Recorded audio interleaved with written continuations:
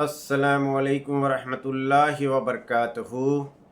मेरे दोस्त, मेरे भाई, मेरा नाम मोहम्मद आसिफ़ यूसुफ़ है और आप देख रहे हैं मोहम्मद टेक्निकल। और आज हम आपको बताने वाला हूँ वर्क परमिट रिसीवर के इंटरव्यू क्वेश्चंस एंड आंसर्स के बारे में। बड़ी अहम टॉपिक है और ऑयल एंड गैस में परमिट रिसीवर का एक ख़ास रोल होता है। चलिए टाइम के नज़ाकत को देखते हुए WPR यानी work permit receiver questions and answer का सिलसिला शुरू करते हैं। आपसे क्लाइंट क्वेश्चन पूछ सकता है कि वर्क परमिट रिसीवर का बेसिक रोल क्या होता है। ये बिल्कुल आपसे क्वेश्चन पूछ सकता है। कभी भी आप इंटरव्यू के लिए जाएंगे तो क्लाइंट आपसे क्वेश्चन पूछ सकता है कि परमिट रिसीवर का बेसिक रोल क्या होता है। तो आपको जवाब ये देना होगा कि वर्क परमिट रिसीवर का मेन रोल होता है किसी भी जॉब के लिए परमिशन लेना। वर्क परमिट रिसीवर का मेन रोल होता है किसी भी जॉब के लिए परमिशन लेना और हर वर्क के हज़ार्ड को समझना और हेल्थ एंड सेफ्टी रूल्स को साइट पे लागू करना। वो इशूअर और साइट टीम का परफेक्ट इन्फॉर्मर होता है और काम को इंश्योर करता है कि काम बिल्कुल सेफ तरीके से चल रहा है। आपसे इंटरव्यूअर ये भी पूछ सकता है कि वर्क परमिट रिसीवर का डेली की रिस्पॉन्सिबिलिटी क्या होती है। ये बहुत इंपॉर्टेंट क्वेश्चन है कि वर्क परमिट रिसीवर का रोज़ का रिस्पॉन्सिबिलिटी क्या होता है। तो इसका आंसर आपको ये देना है कि वर्क परमिट रिसीवर को डेली बेसिक पे कुछ इम्पोर्टेंट काम करने होते हैं। नंबर 1, परमिट लेना और वर्क का डिटेल्स समझना। नंबर 2, साइट पे जाकर हज़ार्ड का इंस्पेक्शन करना। Number 3, tool box talk attend या कंडक्ट कराना। नंबर 4, वर्कर के पीपी चेक करना। Number 5, safety setup like barricading and fire extinguisher confirm करना। नंबर 6, वर्क चालू होने के बाद साइट पे रहना और मॉनिटरिंग करना। नंबर 7, और काम ख़त्म होने के बाद परमिट क्लोज करना। आपसे इंटरव्यूअर ये भी पूछ सकता है what is permit, work permit क्या होता है। ये बहुत इंपॉर्टेंट क्वेश्चन है। आप साइट पर जाएंगे तो ये आपको सेफ्टी वाले लोग भी पूछेंगे what is permit, work permit क्या होता है। तो इसका आंसर ये होगा कि a work permit is an official written document. A work permit is an official written document that allows a specific task to be performed safety under the control condition. Work permit एक सरकारी documents है जो किसी ख़ास काम के लिए काम को कंप्लीट करने की इजाज़त देता है। तो आपका जवाब ये रहेगा। आपसे इंटरव्यूअर एक क्वेश्चन ये भी कर सकता है कि how many types of permit, permit कितने टाइप का होता है। आपसे इंटरव्यूअर ये पूछ सकता है, बिल्कुल पूछेगा और बहुत इजी चीज़ है, लेकिन हमको जानना चाहिए कि how many types of permit और परमिट कितने टाइप का होता है। तो परमिट देखिए, नंबर 1 हॉट वर्क परमिट होता है जिसमें वेल्डिंग, कटिंग एंड ग्राइंडिंग होता है।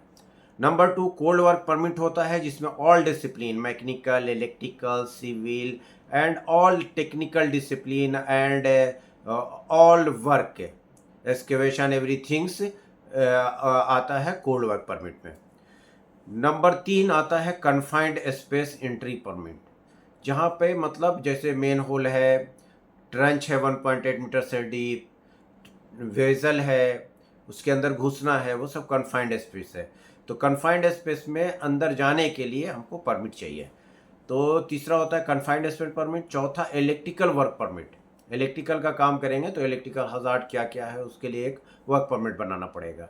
उसके बाद पांचवा होता है वर्क एंड हाइट परमिट। जब आप हाइट पे काम करेंगे तो 1.8 मीटर के बाद आपको इसका फोल्डिंग लगेगा, उसमें कौन सा इसका फोल्डिंग लगेगा, मोबाइल इसका फोल्डिंग लगेगा या आपको प्लेटफॉर्म का लगेगा या मूवेबल लगेगा, फिक्सेबल लगेगा, बहुत टाइप का इसका फोल्डिंग होता है। तो वर्क एंड हाइट पे आपको मतलब ये करना होगा। तो ये 5 नंबर की परमिट है। तो आपका आंसर ये होगा, how many types of permit अगर पूछेगा तो आपका होगा कि नंबर 1 हॉट वर्क परमिट जिसमें welding and cutting and grinding होता है। नंबर 2 कोल्ड वर्क परमिट जिसमें all discipline mechanical, electrical, civil की कोल्ड वर्क का काम होता है। कन्फाइंड स्पेस एंट्री परमिट यानी कन्फाइंड स्पेस के अंदर जाने के लिए परमिट लेना पड़ता है। और इलेक्ट्रिकल 4 में आपको इलेक्ट्रिकल वर्क परमिट, जहाँ पे इलेक्ट्रिकल का काम होगा उस वहाँ पे इलेक्ट्रिकल का परमिट लेना पड़ेगा। नंबर 5 में वर्क एंड हाइट, प्लेटफॉर्म पे काम करना है, वर्क एंड हाइट पे काम करना है तो उसके लिए भी आपको परमिट लेना पड़ेगा।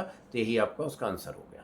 आपसे इंटरव्यूअर ये भी पूछ सकता है, बहुत इंपॉर्टेंट क्वेश्चन है, ये इलेक्ट्रिकल से रिलेटेड है। व्हाट इज लोटो? लोटो क्या होता है? तो लोटो मीन्स होता है log out tag out, a safety system to isolate the energy sources before maintenance. Maintenance से पहले लोटो जो का मतलब होता है log out and tag out, और इलेक्ट्रिकल सोर्सेज को रोकता है। जो इलेक्ट्रिकल करंट आता है उसको डिस्कनेक्ट कर दिया जाता है, इसी को कहते हैं लोटो। तो आपसे पूछा जा सकता है व्हाट इज लोटो, तो आपका आंसर होगा LOTO means log out tag out, a safety system to be isolate the energy sources before the maintenance. Hindi में इसको आप ऐसे कह सकते हैं, लोटो का मतलब होता है लॉग आउट टॉग आउट जो इलेक्ट्रिकल सोर्सेज को रोकता है। बस खलास। आपसे इंटरव्यूअर ये भी पूछ सकता है what is tool box talk? What is tool box talk? Tool box क्या होता है? तो इसको शॉर्ट में आप ये बता सकते हैं, a short safety briefing before starting the job to discuss the risk and control. ये short safety briefing before starting the job to discuss the risks and control is called toolbox talks। काम को शुरू करने से पहले मुख्तसर meeting जिसमें risk and work hazard का डिस्कशन किया जाता है, उसी को हम लोग टूल बॉक्स टॉक कहते हैं। तो ये आपको आंसर देना होगा। आपसे इंटरव्यूअर ये भी पूछ सकता है what is the validity of work permit. ये बहुत इंपॉर्टेंट क्वेश्चन है क्योंकि ये आपके WPR से यानी वर्क परमिट रिसीवर से बहुत इंपॉर्टेंट क्वेश्चन है और इसको पूछता ही पूछता है। What is the validity of work permit? Work permit की वैलिडिटी कितने टाइम की होती है? जब आप काम साइट पर करा रहे हैं तो आपको ये मालूम होना चाहिए कि आपका वर्क परमिट का वैलिडिटी आपको कितने टाइम का होता है। तो usually 12 hours can be renew needed. आमतौर पे 12 घंटे के लिए होता है, ज़रूरत होने पे रिन्यूअल किया जाता है।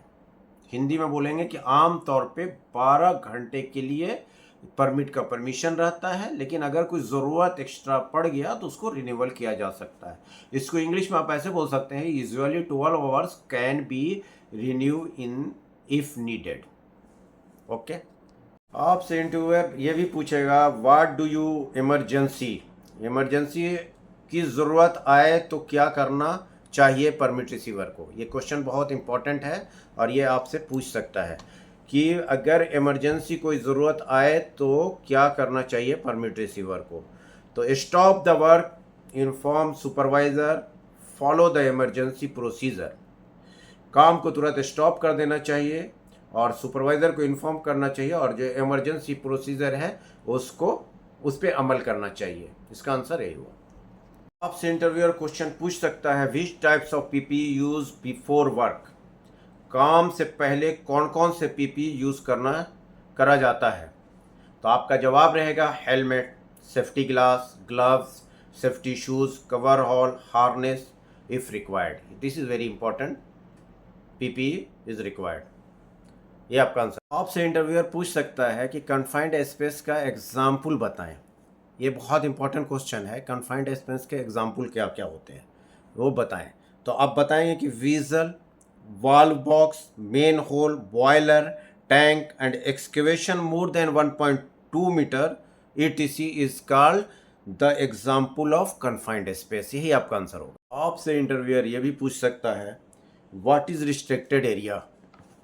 This is very important question और इसका नॉलेज आपको बिल्कुल होना चाहिए। What is restricted area? तो रिस्ट्रिक्टेड एरिया जो होता है location that have been designed by the proponent of organization manager as requiring implementation of the work permit। Area within 23 meter यानी 75 feet of H2S containing line. अगर H2S containing line रहेगा तो 23 meter यानी 75 feet का area 23 meter का area रहेगा। Area within 15 meter यानी 50 feets of the energize power line. अगर पावर लाइन एनर्जाइज होगा तो 15 मीटर तक आपको नहीं जाना है यानी 50 फीट तक आपको नहीं जाना है। ये आपका रिस्ट्रिक्टेड एरिया होता है। तो मैं समझ से आप ये समझ गए यही आंसर। इंटरव्यूअर ये भी पूछ सकता है what is potential hazard. Potential hazard क्या है?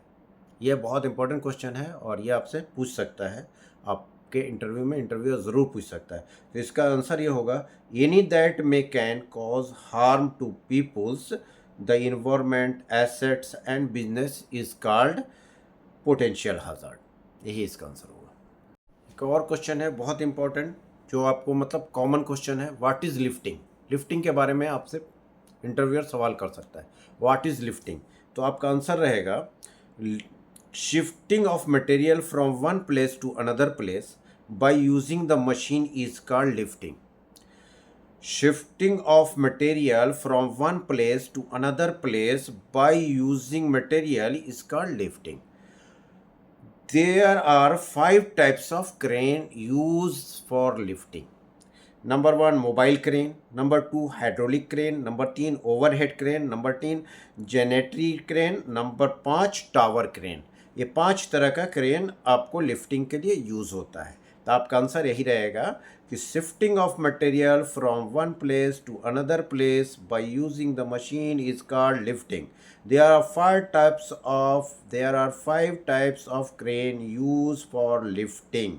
Number 1 mobile crane, number 2 hydraulic crane, number 3 overhead crane, number 4 gantry crane, number 5 tower crane. यही इसका आंसर होगा। इंटरव्यूअर ये क्वेश्चन पूछ सकता है what is tandem lifting. What is tandem lifting? Tandem lifting क्या होता है इसके बारे में बताएं। तो आपको आंसर देना होगा कि any lifting operation which involve 2 or more cranes use is called tandem lifting. Any lifting operation which involves 2 or more crane use is called tandem lifting. इसका आंसर यही होगा।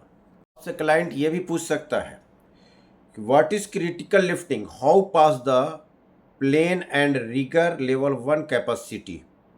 What is critical lifting? How pass this plan and rigor level 1 capacity? इसका answer ये होगा कि lifting over the 40 ton. Lifting over the 40 ton. Lifting near overhead power line. Lifting near overhead power line. Load more than 85% of crane. 85% of crane पे load होगा। और critical lifting plan approve by the certified Aramco rigger level 1। और critical lift plan approved by only certified Aramco rigger level 1। इसका answer यही होगा। Interviewer यह भी पूछ सकता है what is critical lifting.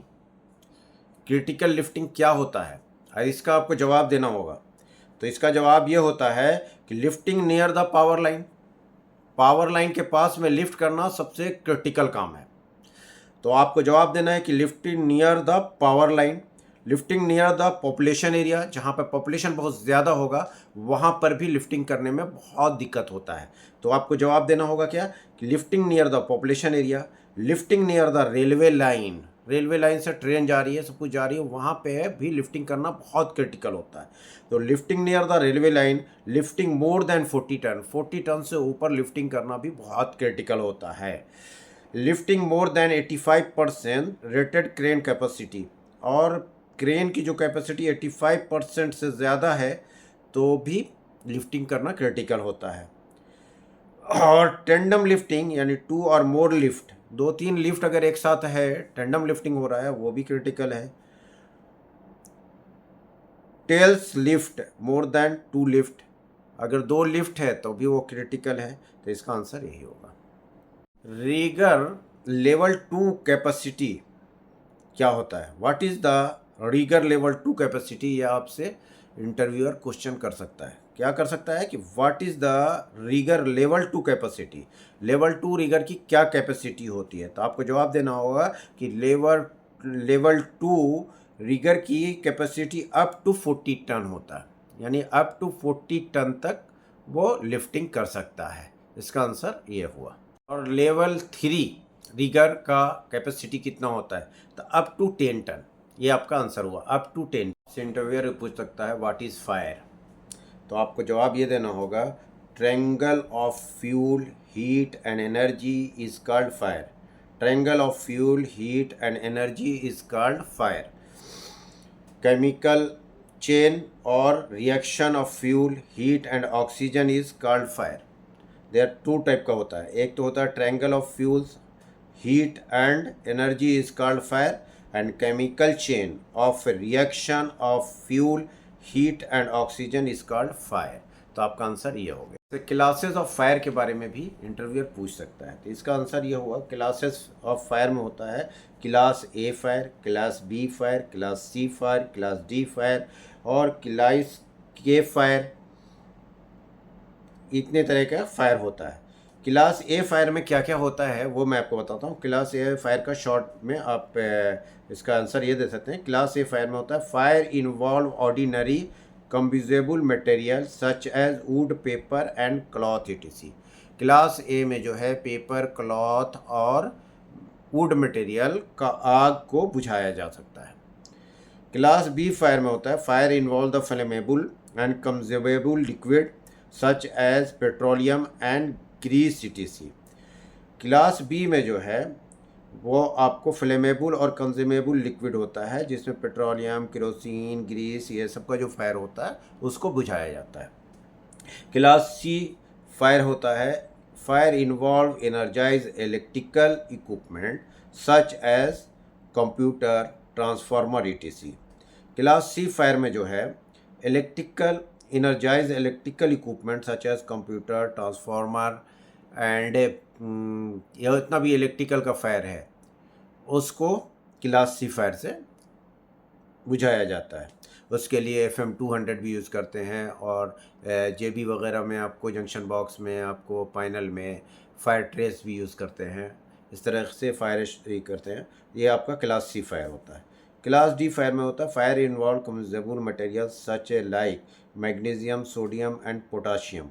Magnesium, sodium और पोटाशियम का अगर कोई आग लगता है जैसे बारूद वगैरह से, तो उसको जो है क्लास डी फायर कहते हैं। और क्लास फायर के fire involving the cooking oil और फैट्स, जो चर्बी और ऑयल से जो आग लगता है उसको क्लास के और क्लास ई भी बोलते हैं। ओके, तो इसका आंसर ये होगा। आपसे इंटरव्यूअर पूछ सकता है what is pass stand? Pass stand क्या होता है? तो P for pull the pin, P for, ध्यान में रखेंगे, P for pull the pin, A for aim the base of fire, A for aim the base of fire, और S for sequence the lever, lever के sequence को देखना है, और S for sweep from the side to side, and side पे sweep करने को S for SVEEP कहते हैं। तो पास का फुल फॉर्म हो गया, यानी स्टैंड का मतलब होता है full form. P for pull the pin, A for aim the base of the fire, और S for sequence the lever, और S for sweep from the side to side. यह हुआ आंसर। तो दोस्तों ये था क्वेश्चन और आंसर का सेशन।